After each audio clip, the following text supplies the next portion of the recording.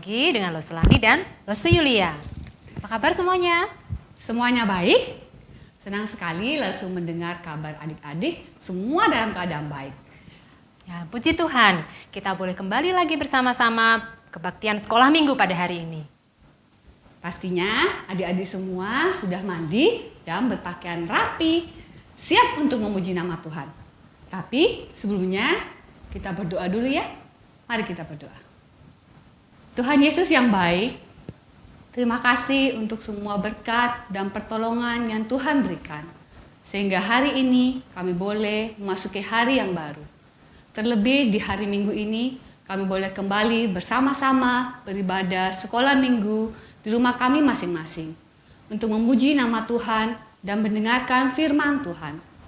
Tolong kami Tuhan agar kami beribadah dengan sungguh-sungguh dan penuh sukacita. Dalam nama Tuhan Yesus kami mengucap syukur dan berdoa. Amin. Adik-adik bersukacita? Mana coba suaranya? Puji Tuhan. Betul adik-adik, kita semua patut bersukacita karena Tuhan Yesus begitu mengasihi kita. Kita bersukacita karena Yesus yang penuh kasih itu mengenal kita dengan sangat baik. Bahkan dia menyebut dan memanggil nama kita. Ya, nama adik-adik, nama Lose Yulia, dan nama Loselani. Ya, seperti lagu yang akan kita nyanyikan berikut ini. Saat Tuhan Yesus memanggil nama kita semua, kita harus siap dan menjawab dengan penuh semangat dan sukacita. Ayo kita nyanyi bersama-sama lagu Dengar Dia Panggil Nama Saya dengan bangkit berdiri.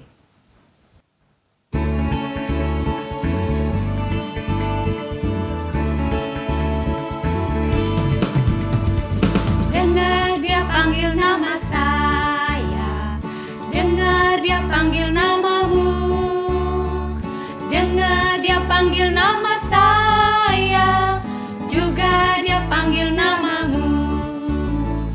Dengar Dia panggil nama saya, dengar Dia panggil namamu, dengar Dia panggil nama saya, juga Dia panggil namamu. Ku jawab ya, ya. Jawab ya, ya, ya. Ku jawab ya, ya, ya. Ku jawab ya Tuhan, ku jawab ya Tuhan, ku jawab ya, ya. Oh giranglah. Oh giranglah, oh giranglah. Yesus amat cinta pada saya. Oh giranglah. Sekali lagi dengar Dia panggil nama saya. Dengar Dia panggil nama saya, dengar Dia panggil namamu, dengar Dia panggil nama saya, juga Dia panggil namamu. Ku jawab ya, Ku jawab ya, ya, ya. Ku jawab ya, ya, ya. Ku jawab ya Tuhan, ku jawab ya Tuhan, ku jawab ya, ya, ya. oh giranglah. Oh giranglah, oh giranglah. Yesus amat cinta pada saya. Oh Sekali lagi, oh giranglah. Oh giranglah, oh giranglah. Yesus amat cinta pada saya. Oh giranglah.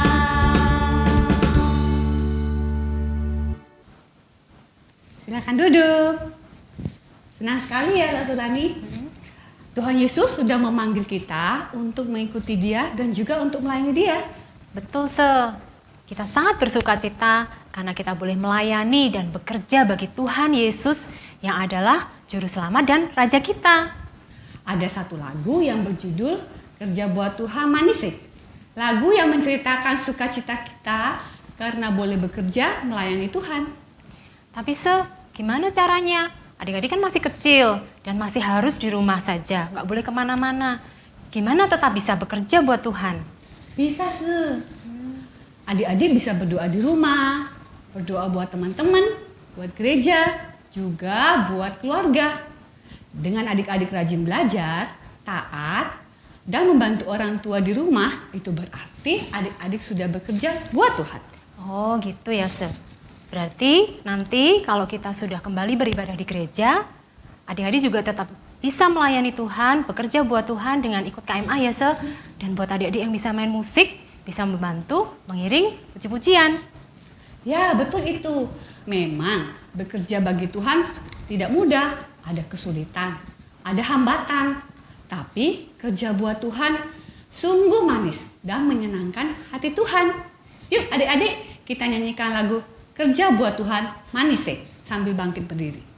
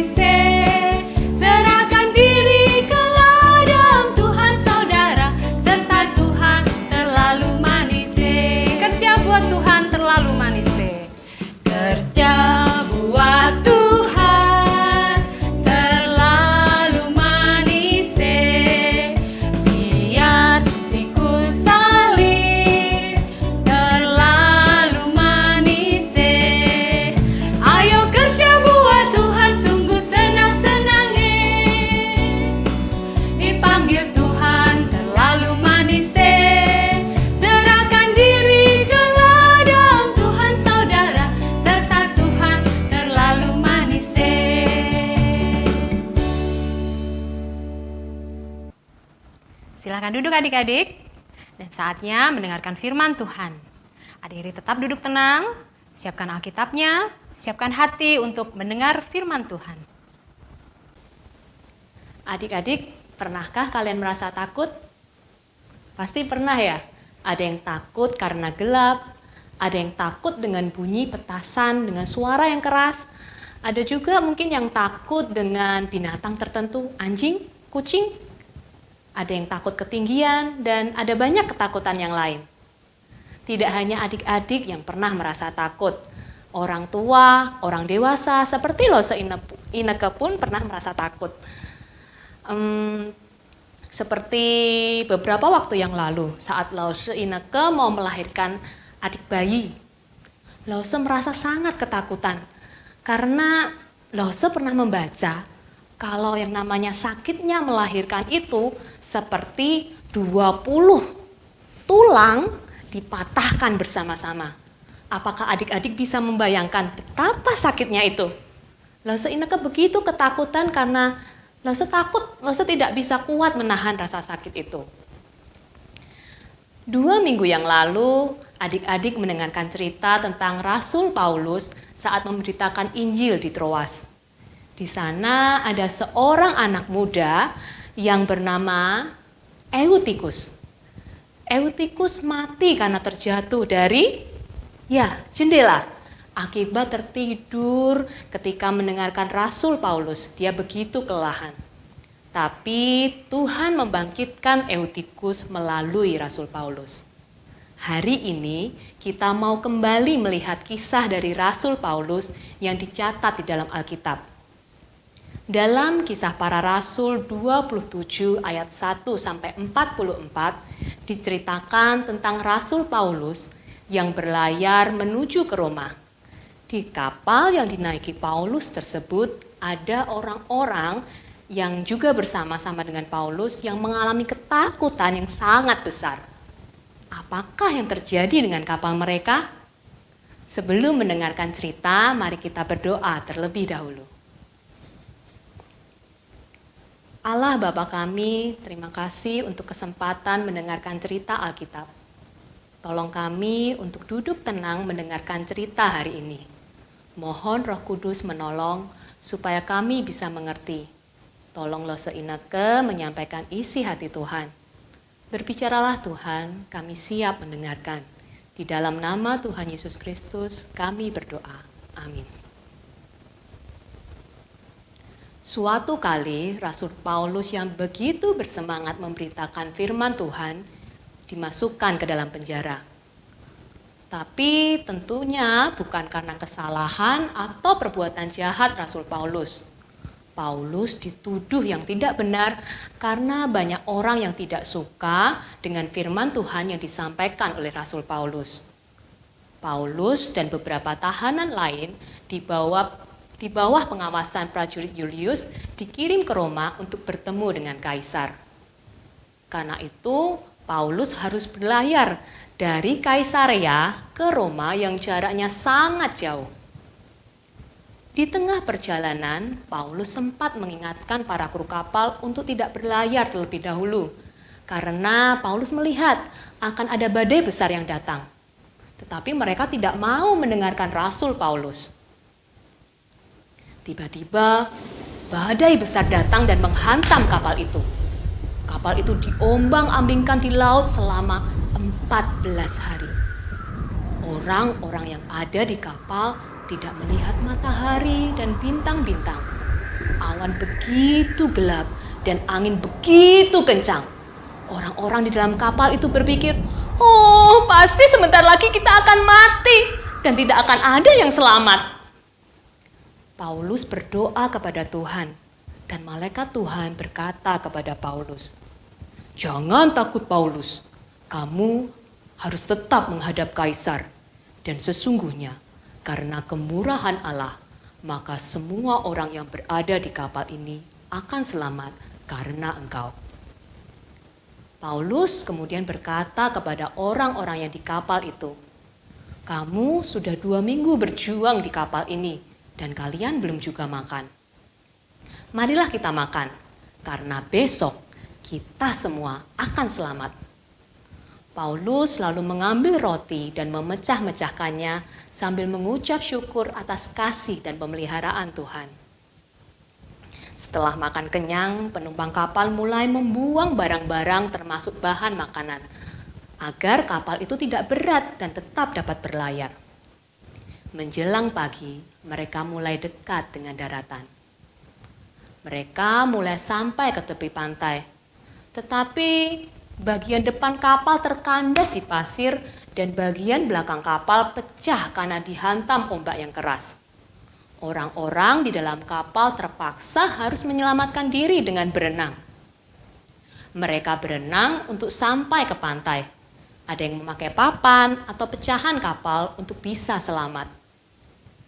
Seperti yang disampaikan malaikat Tuhan, semua penumpang akhirnya selamat sampai ke darat pada hari itu. Mereka sangat bersuka cita karena keselamatan yang dari Tuhan boleh mereka miliki. Adik-adik, dari cerita yang baru saja kita saksikan, kita melihat bagaimana Rasul Paulus mengalami penderitaan dan tantangan yang sangat berat saat ia memilih untuk menjadi misionaris atau orang yang memberitakan Injil. Dia harus dipenjara. Dia juga mengalami karam kapal saat dia harus ke Roma. Tetapi, apakah Paulus menyerah dan ingin berhenti untuk memberitakan Injil? Paulus sama sekali tidak marah atau kecewa terhadap Tuhan, atau berpikiran bahwa ia akan mati di laut itu seperti yang dipikirkan orang banyak. Paulus tetap meminta pertolongan Tuhan, dan benar, Tuhan berjanji akan memelihara Paulus dan orang-orang yang bersamanya di kapal itu. Paulus mengalami pertolongan Tuhan yang besar, dan dia juga dipakai Tuhan untuk menguatkan mereka yang ada di kapal tersebut. Pada akhirnya, seperti janji Tuhan, mereka semua 276 orang di kapal itu diselamatkan oleh Tuhan. Adik-adik, kuasa Tuhan yang besar yang dialami oleh Rasul Paulus juga bisa adik-adik alami. Ketika adik-adik merasa takut terhadap apapun juga, ingatlah, kita punya Tuhan Yesus. Kita bisa memohon pertolongan dari Tuhan. Rasul Paulus pernah menulis dalam surat Filipi 4 ayat 13. Lause mau ajak adik-adik menghafalkan ayat ini. Filipi 4 ayat 13. Segala perkara dapat kutanggung di dalam Dia yang memberi kekuatan kepadaku. Filipi 4 ayat 13. Mari kita hafalkan ayat ini bersama-sama. Filipi 4 ayat 13. Segala perkara dapat kutanggung di dalam Dia yang memberi kekuatan kepadaku. Adik-adik, percayalah bahwa Tuhan sanggup memberi kekuatan bagi kita semua. Hari ini adik-adik juga belajar bahwa ternyata orang-orang yang menjadi misionaris seperti Rasul Paulus yang harus pergi ke kota-kota bahkan negara-negara lain ternyata menghadapi banyak kesulitan dan tantangan. Mereka membutuhkan doa-doa kita agar mereka tetap kuat dalam memberitakan Injil. Nanti setelah ini Lause mau ajak adik-adik berdoa untuk para misionaris dimanapun mereka berada supaya Tuhan terus menguatkan mereka. Mari kita berdoa. Allah Bapa kami, terima kasih untuk cerita Alkitab yang boleh kami dengarkan hari ini.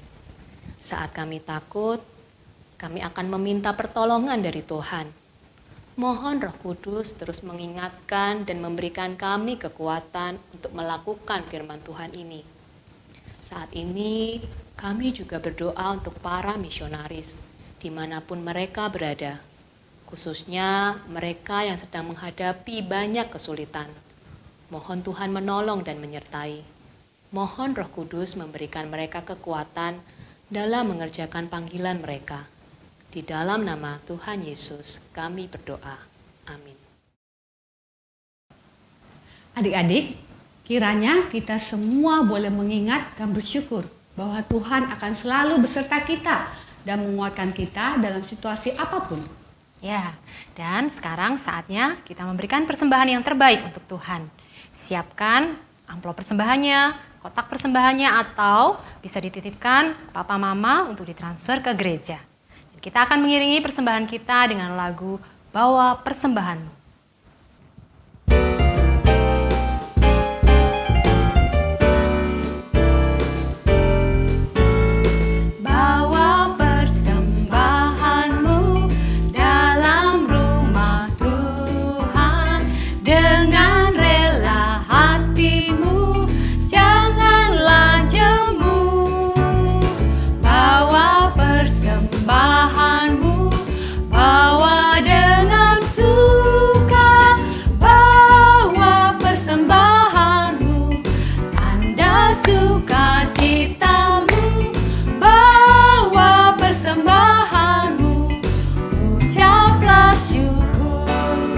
Bawa persembahan.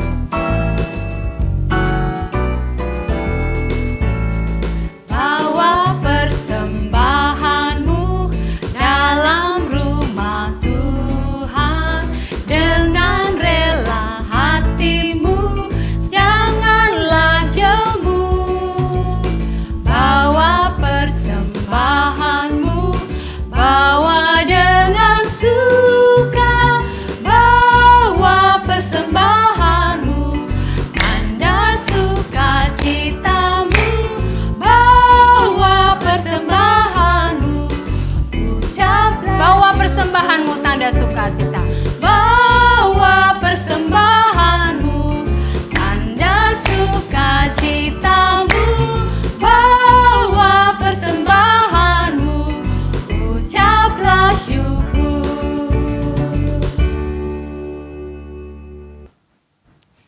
Mari berdoa untuk persembahan kita. Tuhan Yesus yang baik, terima kasih kami sudah belajar firman Tuhan.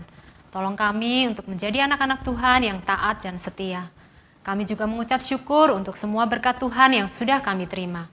Sekarang kami membawa persembahan kami, kiranya Tuhan menguduskannya dan memakainya untuk pekerjaan dan pelayanan bagi Tuhan. Dalam nama Tuhan Yesus kami mengucap syukur dan berdoa. Amin. Adik-adik, saatnya kita aktivitas. Apa ya? Yuk kita lihat bersama.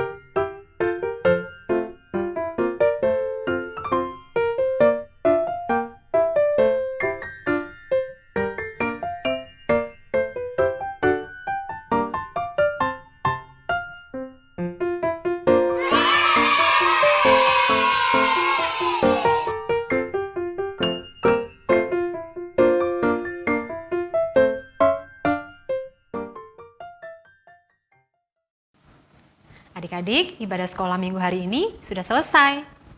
Sebelum kita berpisah, perhatikan yang berikut ini ya.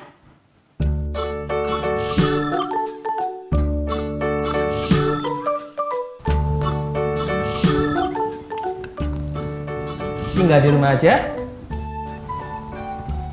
Rajin cuci tangan, Makan makanan bergizi.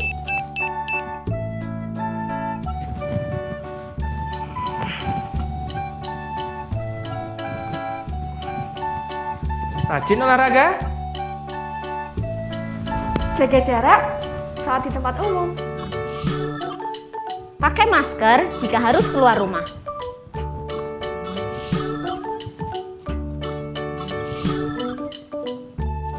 Tetap sehat, tetap semangat.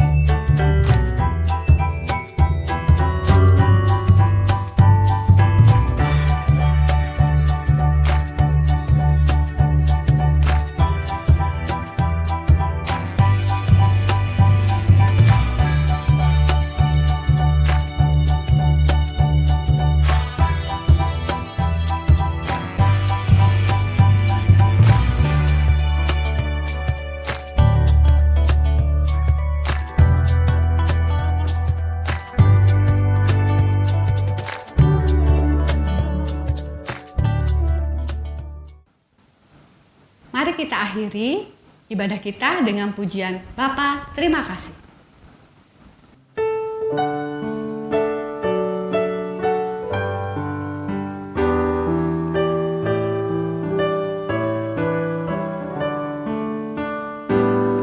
Bapa, terima kasih. Bapa, terima kasih. Bapa di dalam surga.